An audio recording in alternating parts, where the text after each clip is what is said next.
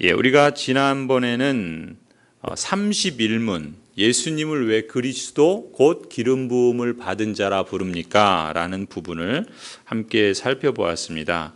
그 내용을 우리가 다시 한번 간단히 정리를 하면요. 예수님을 그리스도, 즉 예수님의 직분을 말하는 뜻이다 그랬죠. 그 그리스도를 직분으로 말할 때 세 가지 직임을 담당하신다 그랬습니다. 그래서 예수님은 첫 번째는 큰 선지자의 직분, 그래서 선지자는 계시를 하시는 그러한 역할을 한다 그랬죠. 우리 구원을 위해서 하나님의 뜻과 경륜을 계시해 주시는 분. 그리고 두 번째 직분은 대제사장, 유일한 대제사장으로서 자신의 몸을 단번에 제물로 드리셔서 우리의 죄를 구속하신 대제사장, 그분이 예수님이시고, 또 우리의 죄를 구속하셨을 뿐만 아니라 지금은 우리를 위해 아버지 앞에서 간구하시는 분, 이렇게 대제사장의 역할을 말하고 있죠. 그리고 세 번째 직분은 영원한 왕이다. 영원한 왕으로서 말씀과 성령으로 우리를 다스려 주시고 또 우리가 받은 구원을 누리도록 우리를 보호하시고 지키신다. 이것이 이제 예수님을 그리스도 곧 메시아, 기름 부음을 받은 자, 이렇게 부르는 거라 했죠. 그래서 그 핵심 단어가 선지자는 계시해 주시고 또 제사장은 제물로 드려서 구속하고 간구하시며 왕은 다스리시고 보호하신다. 오늘은 32문을 살펴보려고 그래요. 이 32문은 31문과 연결되어 있어요. 31문은 예수님을 그리스도, 기름 부음을 받은 자, 왜 그렇게 부릅니까? 그 의미가 무엇입니까? 라고 우리가 살펴보았다면 32문은 이렇게 질문하죠. 그런데 당신은 왜 그리스도인이라 불립니까? 이렇게 질문하잖아요. 그 대답을 보시면, 왜냐하면 내가 믿음으로 그리스도의 지체가 되어 그의 기름 부음에 참여하기 때문입니다.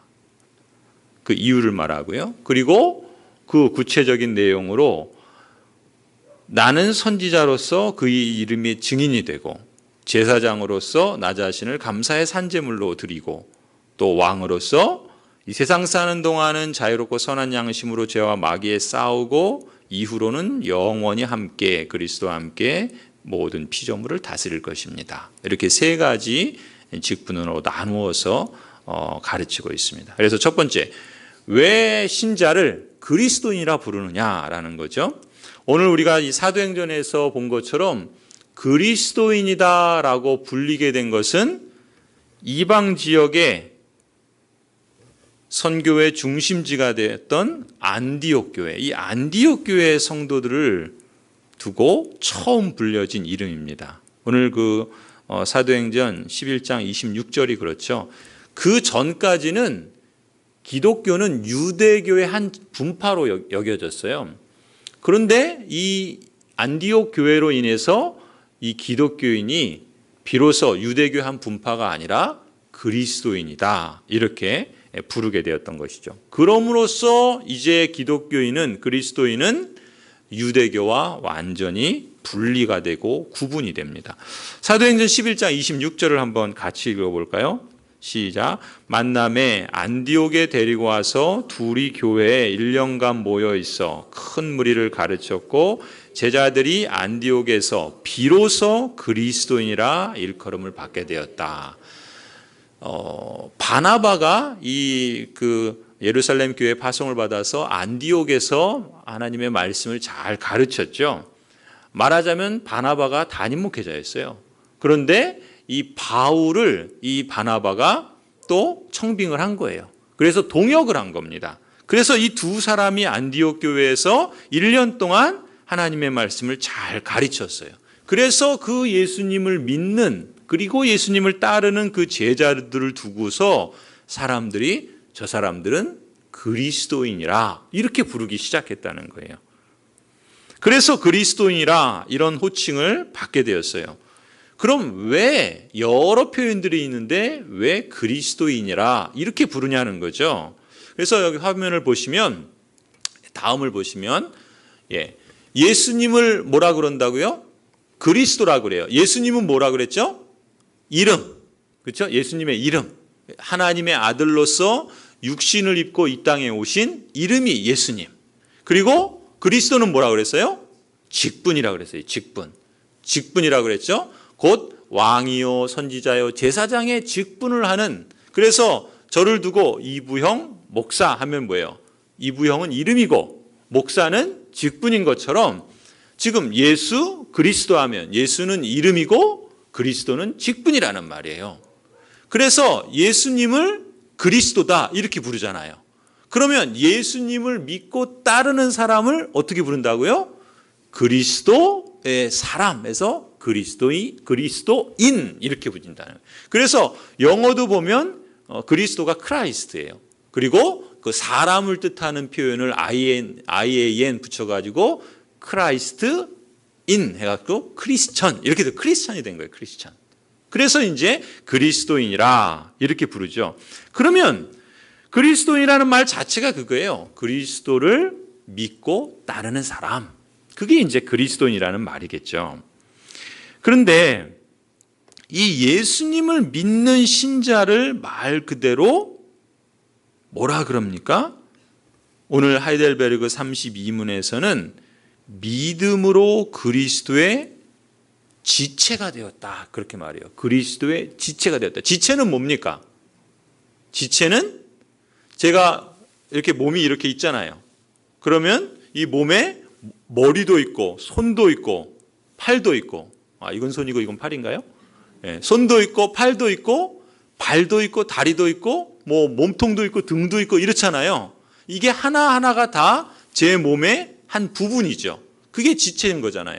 그러니까 지금 하이델베르그 교리문답에서는 왜 예수님을 믿는 신자를 그리스도인이라 부릅니까? 왜 그렇다고요? 왜냐하면 32문 답에서 그러는 거예요. 32문 답에서 왜냐하면 내가 믿음으로 그리스도의 지체가 되었기 때문입니다. 그래서 나를 그리스도인이라 부릅니다. 이렇게 칭한다라는 것이죠. 곧 예수님을 믿고 따르는 사람을 그리스도의 몸의 한 부분 이렇게 말한다는 거예요. 그래서 고린도전서 6장 15절을 한번 보세요. 우리 같이 한번 읽겠습니다. 시작. 너희 몸이 그리스도의 지체인 줄을 알지 못하느냐. 내가 그리스도의 지체를 가지고 창녀의 지체를 만들겠느냐? 결코 그럴 수 없느니라.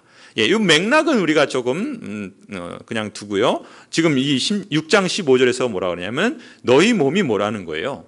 그리스도의 지체다. 그리스도의 몸의 한 부분이다. 너희가 그걸 알지 못하느냐. 그런 말씀을 하시죠. 그러니까 성령께서 우리와 함께 하시고 그 성령으로 말미암아 한 몸이 되었다라고 하면서 그리스도의 지체다라고 하는 거죠. 그래서 그리스도의 지체라는 말은 그리스도의 몸의 한 부분이라는 건데 어떻게 그리스도의 지체가 되고 즉 어떻게 그리스도의 몸의 한 부분이 되었느냐? 어떻게 된다는 거예요? 고린도전서 12장 13절 한번 보실게요. 고린도전서 12장 13절. 그 위에요. 12장 13절 같이 한번 읽겠습니다. 시작. 우리가 유대인이나 헬라인이나 종이나 자유인이나 다 한 성령으로 세례를 받아 한 몸이 되었고 또 다 한 성령을 마시게 하셨느니라.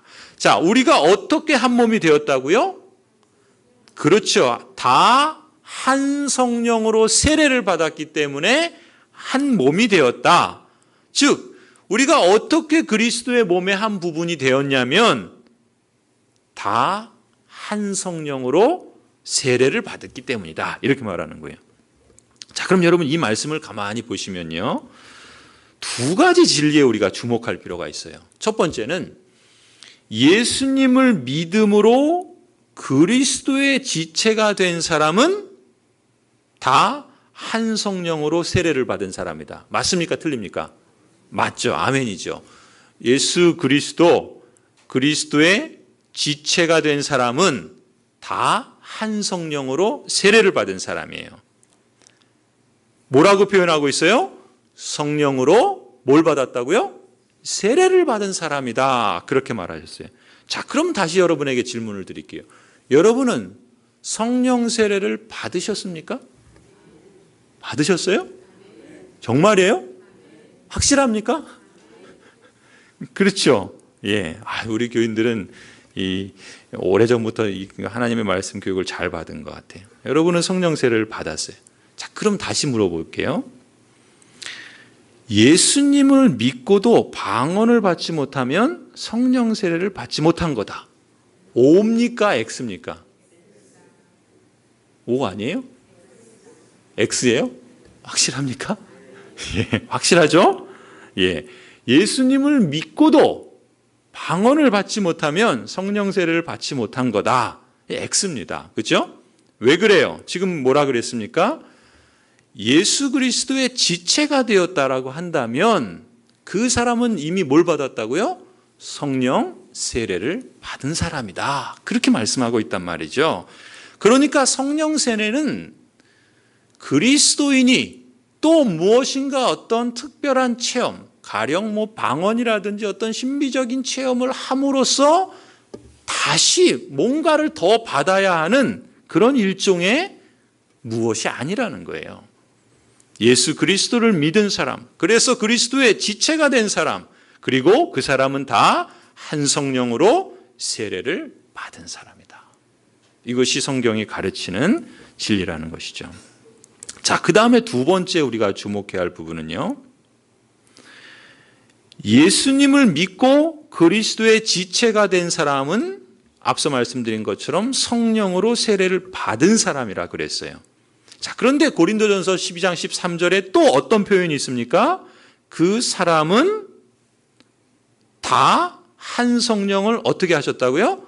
마시게 하셨다 그랬어요. 한 성령을 마시게 하셨다. 자, 그러면요, 지금 여러분은 성령으로 세례를 받은 사람이고, 또 그걸 달리 말하면 성령을 마시게 된 사람이다. 이렇게 말해도 틀린 겁니까? 맞는 겁니까? O예요? X예요? 이거 여기서 좀 아리까리하죠? 죄송합니다. 아리까리. 알쏭달쏭하죠? 예. 지금 분명히 뭐라 그랬어요? 성령으로 세례, 그리스도의 한 몸의 지체가 되고 성령으로 세례를 받은 사람은 다 한 성령으로 마시게 되었다. 이렇게 표현을 쓸 수 있어요? 없어요? 쓸 수 있죠? 예, 그렇게 쓸 수 있습니다. 맞는 말이에요. 그래서 32문 답에서 뭐라고 가르치냐면 이렇게 가르치는 거예요. 왜 그리스도인을, 질문이 뭐죠? 왜 예수 믿는 사람을 그리스도인이라 부릅니까? 라고 해서 뭐라고 대답해요? 왜냐하면 내가 믿음으로 그리스도의 지체가 되었고, 그 다음에 뭐라 그럽니까? 그의 기름 부음에 참여하기 때문입니다. 자, 여러분, 성령으로 마신다. 그리고 또 지금 하이델베르그 교리문답에서는 기름 부음에 참여한다. 이런 표현을 쓰고 있어요. 자, 한번 보십시오. 기름 부음에 참여한다. 한번 다음 화면을 보여주세요. 예, 기름 부음에 참여한다.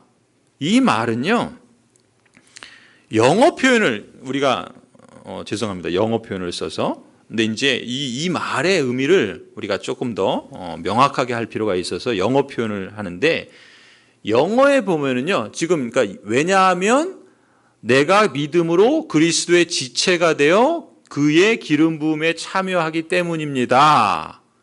이렇게 나오는데 영어에 보면은 I share in his anointing 그랬어요. 그러니까 share라는 말 여러분 혹시 들어보셨을 것 같아요.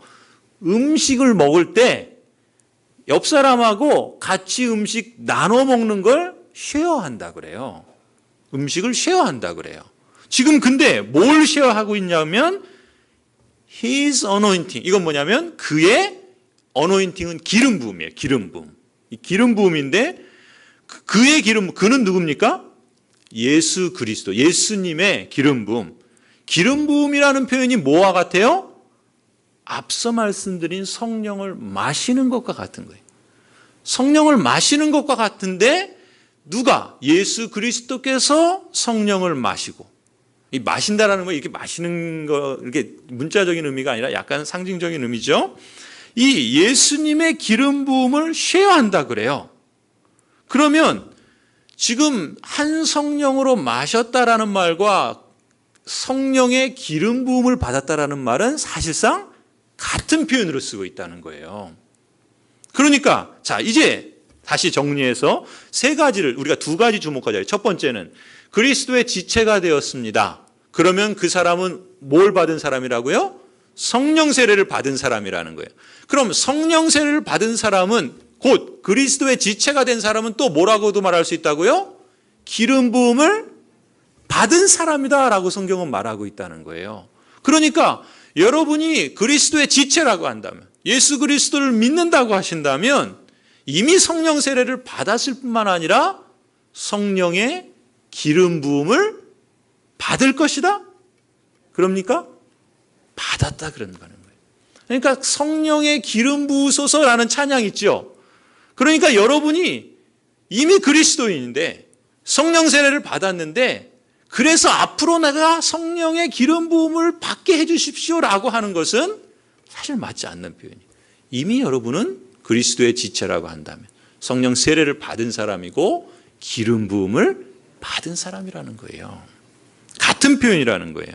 그래서 지금 오늘 이 하이델베르그 교리문답에서는 I share in his anointing 하고 그 다음 말이 더 중요해요. 거기 뭐라, 제가 적어놨죠. 뭐라고 했습니까? I am anointed. 여기서 중요한 표현은 am입니다. am은 뭐냐면 나는 기름 부음 받은 사람이다 라는 말이에요. 받은 사람이다.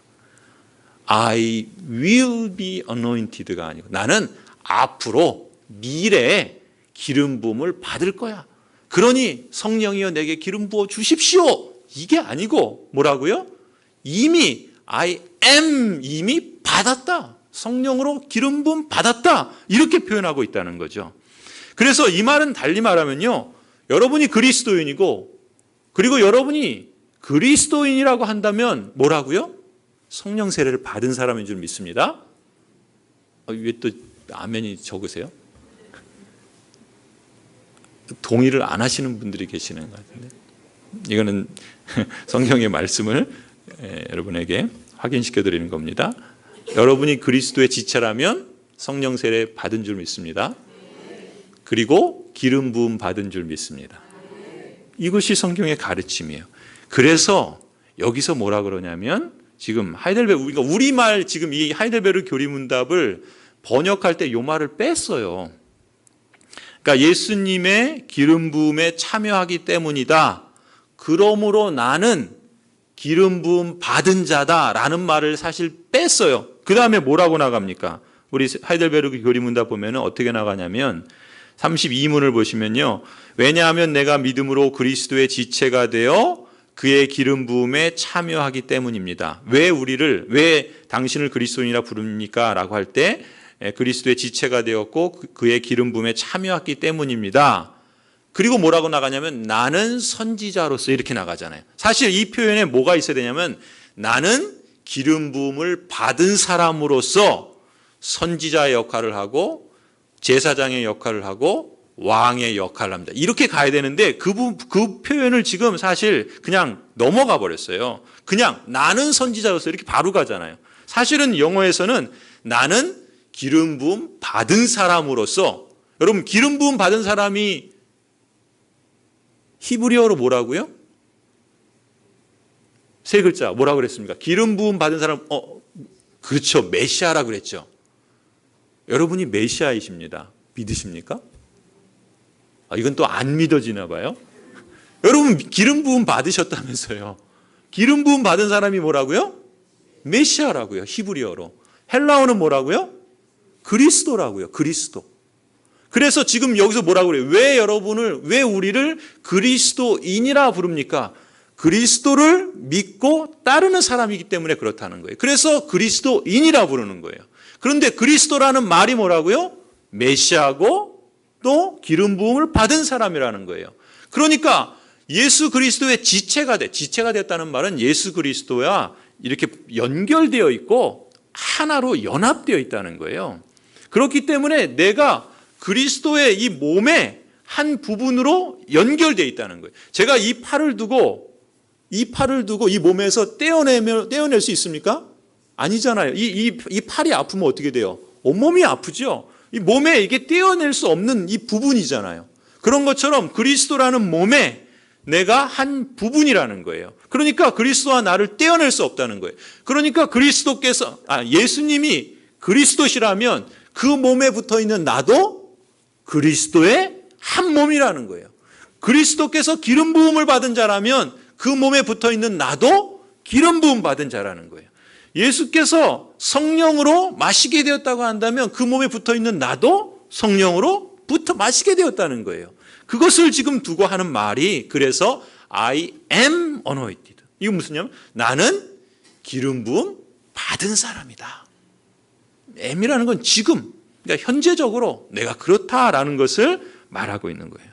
그러니까 이 하이델베르 교리문답을 보면요, 우리가 그리스도인이라는 이름이 얼마나 영광스럽고 얼마나 놀라운 호칭이요 직분이라는 것을 확인할 수가 있어요. 그냥 먼저 이거 우리 구체적으로 설명으로 들어가기 앞서서 간단하게 말하면 32문은 이런 거예요. 지금 31문에서 예수님은 그리스도다. 즉 메시아이시오. 그래서 메시아로서의 직분을 하시는 것으로 왕과 선지자와 제사장의 역할을 하셨다는 거예요. 그런데 예수님을 믿고 따르는 사람을 뭐라고 부른다는 거예요? 그리스도인이라 부른다는 거예요. 그리스도인이라 부른다는 말은 우리 역시도 예수님이 메시아인 것처럼 그리스도를 믿고 따르는 우리도 메시아다. 이거 좀 조심하셔야 되는데, 우리도 기름 부음을 받은 자다. 그 말은 달리 말하면 우리 역시도 예수님이 선지자 역할을 하신 것처럼 우리도 선지자 역할하고, 예수님이 왕의 역할을 하신 것처럼 우리도 왕의 역할을 하고, 예수님이 제사장 역할을 하신 것처럼 우리도 제사장 역할을 하는 거다. 그걸 두고 기름 부음 받았다. 그걸 두고 메시아다. 그렇게 표현한단 말이죠. 여러분 이제 이해가 되시죠? 그 다음 화면을 한번 보여주세요. 예, 아까 우리 예수님을 슬라이드에 예수님 중간 정리인가요? 예, 중간 정리. 예, 넘어가 주세요. 그 다음. 자, 그러면은요. 어디까지 간 건죠? 요한일서. 자, 이제 중간 정리 하시면은 이게 뭡니까? 그러니까 세 가지를 말씀드렸죠. 예수 그리스도의 지체가 된 건 성령 세례를 받은 것이고 성령으로 기름 부음을 받은 것이다. 이렇게 말씀을 드렸죠. 자, 그래서 요한일서 2장 27절을 한번 같이 읽어볼게요. 같이 읽습니다. 시작. 너희는 주께 받은 바 기름 부음이 아무도 너희를 가르칠 필요가 없고 오직 그의 기름 부음이. 여러분 이 말씀을 잘 보세요. 너희는 누굽니까? 그리스도인들을 말해요. 너희는 주님께 받은 바 뭘 받았습니까? 기름 부음을 받은 거예요. 어떻게 해요? 그리스도께서 예수님이 그리스도로서 기름 부음 받은 것처럼 우리도 예수님을 믿고 따르니까 연합되어져서 우리 역시도 기름 부음 받았다는 거예요. 이미 기름 부음 받았다는 거예요. 성령으로 세례를 받았다는 거예요. 그래서 너희는 기름 부음이 누구 안에 있다고요? 우리 안에 있다는 거예요. 우리 안에. 그러니까 기름 부음이 우리 안에 있으니까 어쩌라는 거예요? 그 끝부분에 뭐라 그럽니까? 너희를 가르치신 그대로 기름 부음이 너희 안에 있다라고 하는 그 가르침을 받은 그대로 어쩌라는 거예요? 그렇죠. 주 안에 거하라는 거예요. 거한다는 건 뭡니까? 이미 그 안에 있다라는 거잖아요. 성령의 세례가 그 안에 있고 성령의 기름 부음이 이미 그 안에 있으니 어떻게 하라는 거예요? 그 안에 그대로 거하라는 거예요. 이미 우리에게 있다, 주어졌다라는 것 아니겠습니까? 그렇죠? 뭔가 그리스도인이 되어서 더 덧붙여서 뭘 받아야 되고 덧붙여서 기름 부어져야 되고 그게 아니고 지금 이미 기름 부음이 너희 안에 있다는 거예요. 그러니 어쩌라는 거예요? 그 안에 거하라. 그 안에서 살아라. 그 안에서 누리라. 이런 말씀을 하고 있는 거죠. 여러분, 이 주 안에 거하라 이런 말씀은요, 우리가 달리 좀 반대 표현의 그 말을 쓰면 성경에서 어떤 말이 있습니까? 여러분, 이런 말씀이 있죠. 성령을 근심케 하지 말라. 이런 말이 있죠. 그렇죠? 성령을 근심케 하지 말라. 조금 더 나가면 어떻게 돼요? 성령을 뭐 하지 말라고요? 그렇죠. 소멸하지 말라 그래요. 소멸하지 말라. 성령을 소멸하지 말라는 건요, 성령께서 우리 안에 이미 계세요. 그런데 소멸한다는 것은, 그러면 성령께서 계신 하나님이 그냥 소멸되어져서 없어지느냐? 그게 아니고요. 제가 예전에 성령에 대해서 설교하면서 소멸이라는 말은, 여러분, 이제 라이터가 없는데 여기 불을 이렇게 딱 켜면 이거를 끄면 어떻게 됩니까? 불이 꺼지잖아요. 그 불이 꺼지는 거를 소멸이라 그런 거예요. 그러니까 성령이 우리 안에 계시는데 성령을 근심케 하는 건 하나님의 뜻을 따르지 않고 육신의 소욕을 자꾸 따르다 보면 성령께서 근심하신다는 거예요. 우리로 인해서. 그런데 그 성령께서 근심하는 그 일을 거기서 돌이켜서 다시금 성령의 뜻을 따라서 살아가야 되는데 그래서 성령을 근심케 하는 정도가 아니라 성령의 불을 꺼버릴 수 있는 그런 정도로 더 나갈 수 있다는 거예요. 그러지 말라는 거죠. 그러면 성령의 불을 꺼트린다고 성령께서 없어지느냐? 없어지는 게 아니고 성령이 계시는데 어떻게 된다는 거예요? 우리로 인해서 근심하시고 우리가 죄 가운데 더 계속 그렇게 살아가면 그 성령이 마치 불이 있다가 그 불이 사그러든 것처럼 그렇게 된다는 거예요. 그러나 성령께서 한번 내주하신 그 성령이 계시다가 갔다가 이러지 않죠. 또 아니신 것 같은 느낌이 드네요. 성령께서 우리에게 성령 세례를 주시고 성령으로 기름 부으셨는데 갔다가 왔다 이러시지 않아요. 다만 우리가 죄 가운데 범하고 계속해서 그 길을 걸어가면 우리 안에 계신 성령께서 근심하시죠. 슬퍼하시죠. 그런데 그쯤 되었으면 다시금 돌아와야 되는데 거기서 더 막 빗나가면 마치 그 불이 꺼진 듯한 그런 데까지 나아갈 수 있다는 거예요. 그렇다고 그러니까 없어지는 것이 아니라는 거예요. 아무튼 그래서 우리가 뭘 힘쓰라는 거예요? 성령으로 충만하기를 힘쓰라는 거예요. 그렇죠? 성령으로 충만하기를 힘쓰라는 거예요. 그러니까 성령으로 충만하라는 것을 힘써야 되는데 이 반대편에는 뭐가 있는 거예요?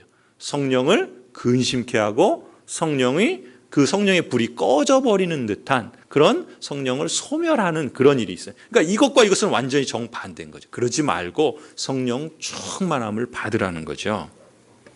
이렇게 우리가 여기서 이 하이델베르그 교리문답을 통해서 우리가 중요한 이 성령 세례에 대한 부분들을 또 성령의 기름 부으심에 대한 부분들을 한번 확인할 수 있었고요.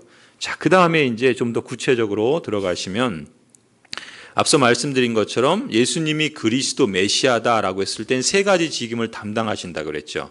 그렇다면 그리스도의 지체가 된 우리도 그리스도처럼 세 가지 직책에 참여한다라고 말할 수 있어요. 그래서 영어에서 I am anointed라고 했을 때 나도 그리스도인으로서 내가 그리스도인이라고 불린다라고 했을 때는 예수님이 그리스도로서 세 가지 역할을 하신 것처럼 나도 그리스도의 사람으로서 세 가지 역할을 하도록 부르셨다. 그 의미가 담겨 있는 거예요. 그러니까 여러분이 나는 그리스도인입니다라고 할 때는 뭘 거기에 담고 있냐면 내가 어떤 역할을 하도록 나를 부르셨는가라는 것을 기억하셔야 돼요. 어떤 역할을 한다고요? 첫 번째 뭡니까? 선지자 역할을 하는 거예요. 예수님이 큰 선지자였던 것처럼 여러분도 선지자 역할을 하도록 부르셨다는 거예요. 그래서 그리스도인이라 부르는 거예요. 두 번째는 뭡니까? 제사장 역할을. 유일한 대제사장은 예수 그리스도시지만 그리스도의 사람인 그리스도인들도 제사장 역할을 하도록 부르시기 때문에 그리스도인이라 부른다는 거예요. 세 번째 뭡니까? 왕이라는 거예요. 예수님께서 영원한 왕이신 것처럼 그리스도의 사람인 우리들도 왕의 역할을 하도록 부르시기 때문에 그리스도인이라 부른다는 거예요. 자, 그래서 하이델베르그 교리문답은 그것을 구체적으로 어떻게 가르치고 있느냐면요. 첫 번째, 32문 답에서 첫째로 넘겨주시면요. 나는 선지자로서 그의 이름의 증인이 되며 라고 말했어요. 그러니까 저와 여러분이 그리스도인으로서 선지자 역할을 한다는 말은 좀 더 풀어서 설명하면 뭐라고요? 그의 이름의 증인이 되는 것을 선지자 역할을 한다는 거예요. 그러니까 이렇게 말할 수 있겠죠. 예수님께서 그리스도이신 예수님이 큰 선지자로서 우리 구원을 위해서 하나님의 뜻과 경륜을 계시해 주신 것처럼 우리도 그리스도인인 나도 선지자로서 예수 그리스도의 이름을 증거하는 증인이다. 그 역할로 우리를 부르셨다. 그래서 우리를 그리스도인이라 이렇게 부른다는 거예요. 그러니까 선지자로서 내가 해야 될 그 이름에 담긴 역할은 뭡니까? 증인이에요. 증인. 이 증인이라는 말을 우리 이단이 사용해서 아주 부정적인 표현으로 썼잖아요. 이 뭡니까? 여호와의 증인. 또 복음을 기쁜 소식인데 이걸 또 이단들이 써가지고 이 기쁜 소식을 이 못된 소식으로 막 이렇게 바꿔놨잖아요. 그런데 사실 원래 그 의미는 좋은 거죠. 기쁜 소식, 복음이잖아요. 또 여호와의 증인, 하나님의 증인, 그리스도의 증인. 증인은 정말 좋은 표현인데 이게 좀 이단으로서는 오용됐어요. 선지자로서 저와 여러분이 어떤 역할을 한다고요? 그리스도의 증인 역할을 하도록 부르셨다라는 거예요. 자, 그러면 마태복음 그 선지자 역할을 하는 것을 어떻게 구체적으로 말씀하고 있냐면 마태복음 10장 32절, 33절 우리 같이 한번 읽어볼게요. 시작. 누구든지 사람 앞에서 나를 시인하면 나도 하늘에 계신 내 아버지 앞에서 그를 시인할 것이요. 누구든지 사람 앞에서 나를 부인하면 나도 하늘에 계신 내 아버지 앞에서 그를 부인하리라. 자, 증인 역할을 한다는 게 뭐냐면 여기서 첫 번째는 뭡니까? 사람 앞에서 예수 그리스도의 이름을 온전히 고백하고 시인하는 것. 여러분, 이게 증인 역할을 하는 겁니다. 아무것도 아닌 것이 아닌 거예요. 사람들에게 내가 그리스도를 믿습니다. 나는 그리스도인입니다. 라고 온전히 고백하고 시인하는 것, 그것이 그 자체가 증인의 역할이라는 거예요. 그게 선지자 역할이라는 거예요. 여러분이 다른 가족들이나 다른 이웃들에게 나는 예수 그리스도를 믿는 사람입니다. 라고 시인하고 고백할 때 그게 뭐라고요? 증인의 역할을 하시는 거예요. 선지자 역할을 하신다는 거예요. 첫 번째고요.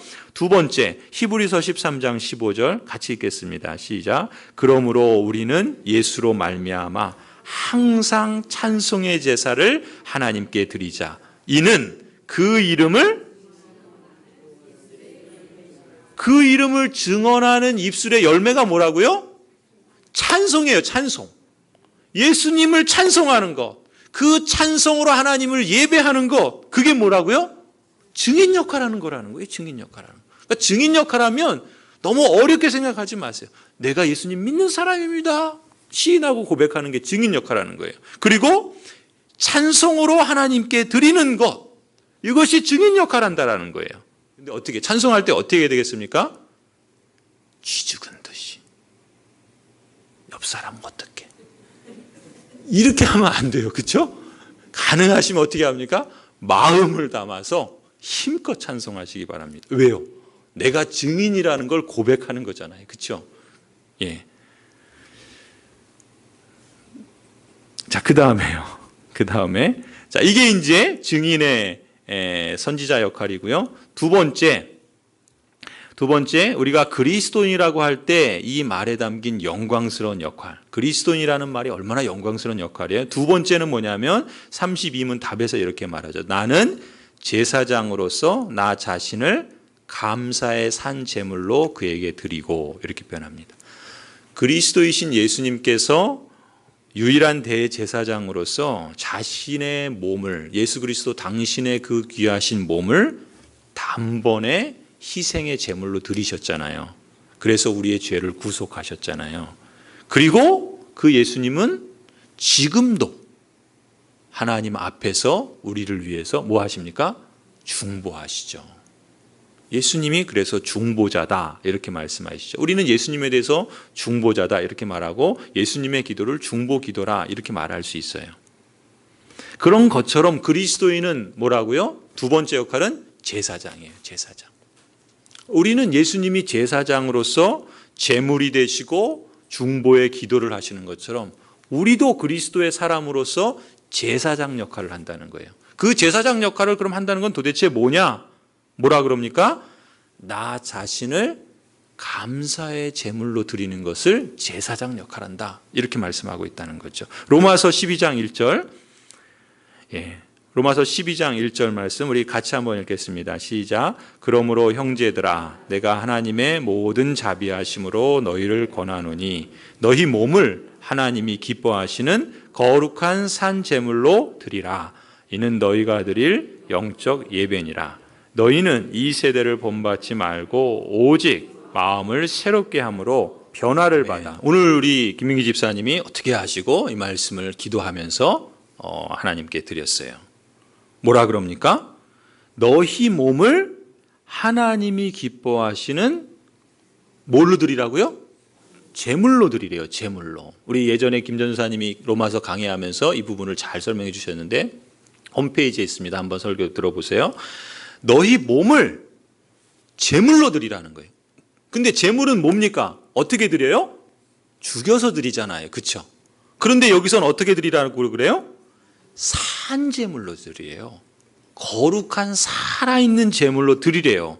그걸 두고 영적인 예배다라고 말씀하세요. 그러면 그것이 구체적으로 어떤 모습으로 나타내느냐? 그 2절 말씀이 그런 거예요. 어떻게 합니까? 첫 번째, 세대를 본받지 않는 거예요. 이 세대의 풍습, 이 세대의 사고방식, 이 세대의 그런 가치 이런 것들을 본받지 않는 거예요. 그리고 두 번째, 오직 마음을 새롭게 하는 거예요. 그래서 변화를 받는 거예요. 마음을 새롭게 해서 변화를 받고 또 세 번째 뭘 추구합니까? 하나님의 뜻을 추구하는 거예요. 선하신 뜻, 온전하신 뜻, 기뻐하시는 뜻. 하나님께서 기뻐하시는 뜻, 하나님의 그 온전하신 뜻, 하나님의 그 선하신 뜻이 무엇인지 분별하는 거예요. 무엇을 가지고요? 하나님의 말씀을 가지고.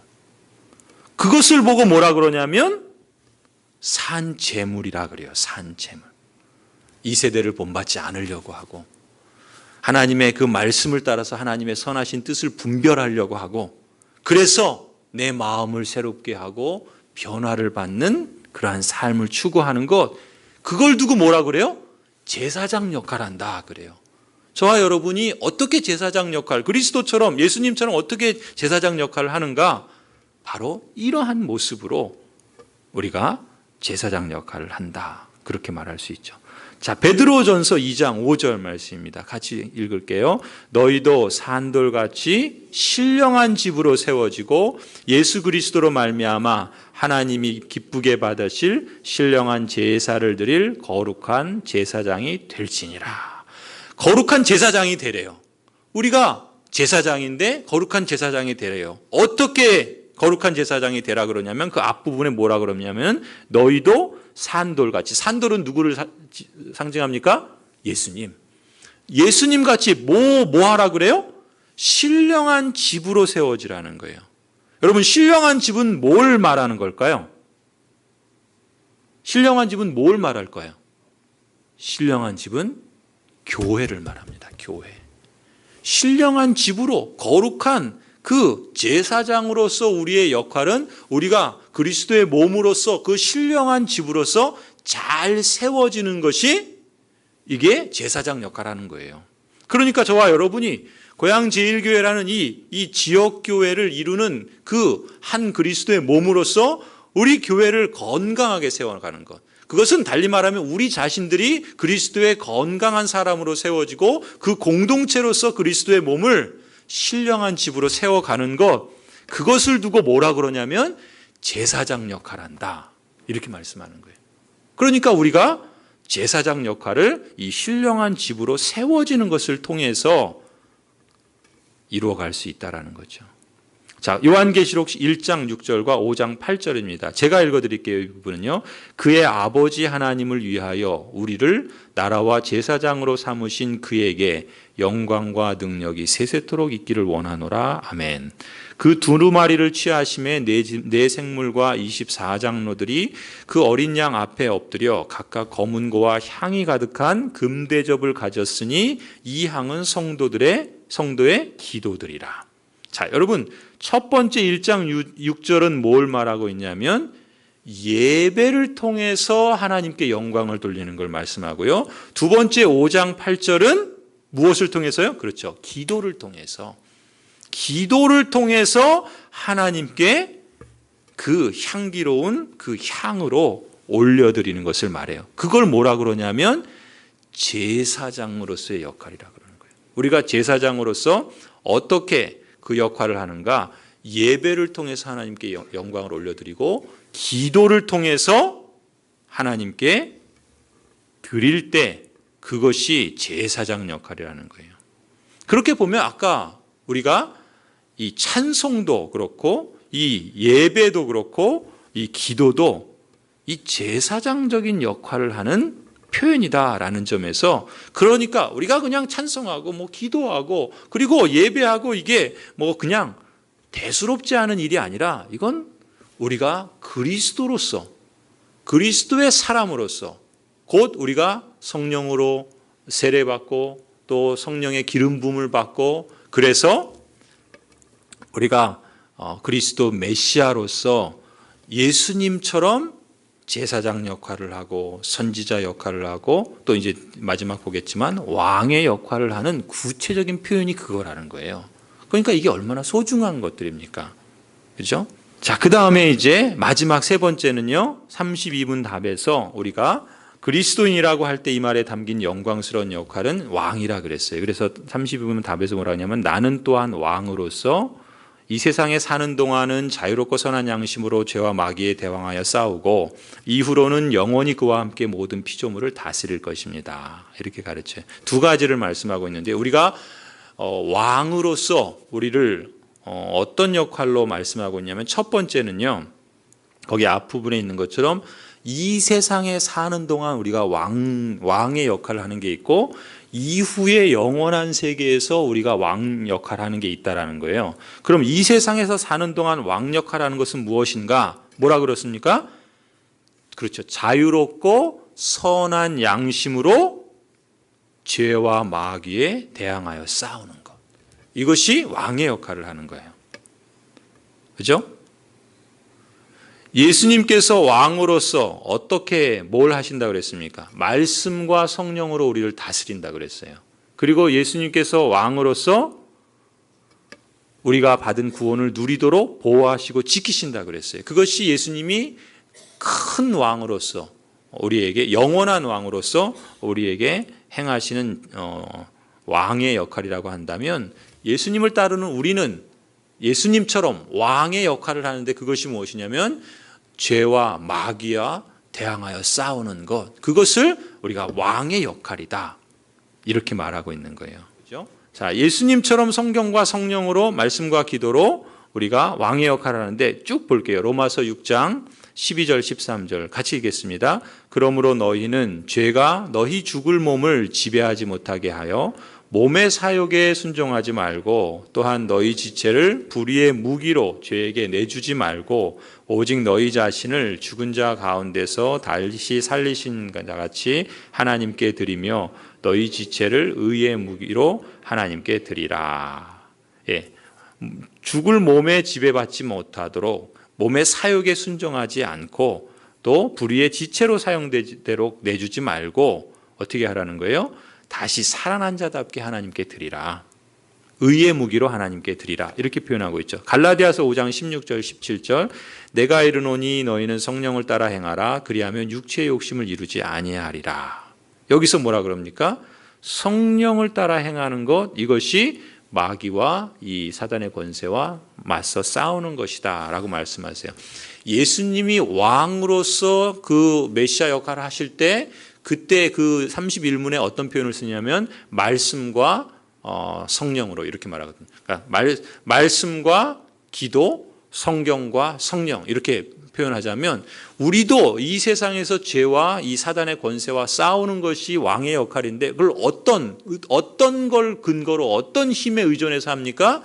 말씀과 기도로 성경과 성령으로 우리가 이 왕의 역할을 감당해야 한다. 그걸 지금 말씀하는 거예요. 그래서 로마서 6장, 갈라디아서 5장을 보았고요. 그래서 에베소서 6장에서는 그걸 달리 표현하죠. 뭐라 그러면 하나님의 전신갑주를 입으라. 하나님의 전신갑주를 입으라. 그런데 그 전신갑주를 표현하는 구체적인 것들이 뭐예요? 허리띠는 진리라고 하는 허리띠를 띠고 이 가슴 보호대, 그 로마 군인의 이 갑옷을 지금 이렇게 연상하면서 이 표현을 쓴 건데 이 가슴을 보호하는 가슴 보호대는 정의로 그 보호대를 사고 그 다음에 평화의 복음, 믿음의 방패, 구원의 투구, 성령의 검 그리고 기도와 간구로 계속하라 이런 말씀을 하시잖아요. 전신갑주. 넘어가겠습니다. 그냥 디모데전서 1장 18절 19절 보면요. 사도 바울이 권면합니다. 아들 디모데야 내가 네게 이 교훈으로서 명하노니 전에 너를 지도한 예언을 따라 그것으로 선한 싸움을 싸우며 믿음과 착한 양심을 가지라. 어떤 이들은 이 양심을 버렸고 그 믿음에 관하여서는 파선하였느니라. 여기서 사도 바울이 디모데에게 뭐라고 권면하니까 전에 너를 지도한 예언을 따라 선한 싸움을 싸우라 그래요. 그럼 여기서 예언은 뭘까요? 우리가 그 예언이라고 하는 말씀을 우리가 읽을 때 자꾸 뭘로 가면 안 된다 그랬습니까? 미래를 말하는 것으로 가면 안 된다 그랬죠. 그런 요소가 있지만 이 예언이라는 건 뭐예요? 우리가 쉽게 생각하면 하나님의 말씀이에요. 말씀. 하나님의 말씀. 하나님의 말씀을 따라 너가 전에 받은 그 하나님의 말씀을 따라 선한 싸움을 싸우라는 거예요. 그거 구체적으로 그게 어떤 모습으로 나타나냐면 믿음에 대하여 파선하지 않도록 양심에 관하여 버리지 않도록 이렇게 선한 싸움을 싸우라. 그렇게 말하죠. 자, 이것이 이제 왕으로서 악과 사단의 권세와 대항하여 싸우는 모습이라면 그 다음에 이 세상에서는 그렇고요. 영원한 세계에서는 어떻다는 거예요? 영원한 세계에서는 이제 주님께서 재림하실 날이 있을 것이고 영원한 세상이 우리에게 임할 때에 그때 예수 그리스도께서 왕으로 다스리듯이 예수님을 믿는 그리스도인들도 어떻게 한다는 거예요? 예수님과 함께 왕 노릇하게 될 것이다. 그걸 말씀하는 거예요. 예수 그리스도와 함께 모든 피조물을 다스리게 될 것이다. 그것이 우리가 그리스도인이라는 그 왕의 그 역할에 담겨 있는 이것은 일종의 약속이겠죠. 왜냐하면 미래에 될 일이니까. 그래서 디모데후서 2장 11절을 보시면요. 미쁘다 이 말이요 우리가 주와 함께 죽었으면 또한 함께 살 것이요 참으면 또한 함께 왕노릇할 것이요. 우리가 왕노릇할 날이 올 것이다라는 겁니다. 요한계시록 22장 보시면 다시 저주가 없으며 하나님과 그의 어린 양의 보좌가 그 가운데 있으리니 맨 마지막 말씀에 그들이 세세토록 왕노릇할 것이다. 그리스도인을 두고 하나님께서 이렇게 말씀하시죠. 자, 이제 우리가 32문을 정리하면서 설교를 마칩니다. 왜 여러분을 그리스도인이라 부릅니까? 왜냐하면 내가 믿음으로 그리스도의 지체가 되었고 그의 기름 부음에 참여했기 때문입니다. 그래서 나를 그리스도인이라 부릅니다. 그럼 그리스도인으로서 어떤 역할을 합니까? 나는 여기 뭐가 빠져 있다고요? 나는 기름 부음 받은 사람입니다. 그래서 선지자로서 그러니까 기름 부음 받은 사람이라는 말은 달리 말하면 뭐예요? 나는 메시아다. 나는 그리스도다. 그래서 그리스도의 사람으로 그리스도인이라 그러면서 나는 예수님처럼 선지자로서 증인의 역할을 하고 제사장으로서 나를 산제물로 감사의 산제물로 드리고 왕으로서 악과 마귀와 싸우고 영원토록 다스리게 될 것이다. 이것이 우리가 그리스도인이라고 하는 그 의미라는 거예요. 그러니까 내가 그리스도인이다라고 하는 말이 얼마나 영광스러운 겁니까? 그잖아요. 예수님 대접을 해주는 거잖아요. 예수님께 붙어 있기 때문에 저와 여러분이 이 사실을 기억했으면 좋겠습니다.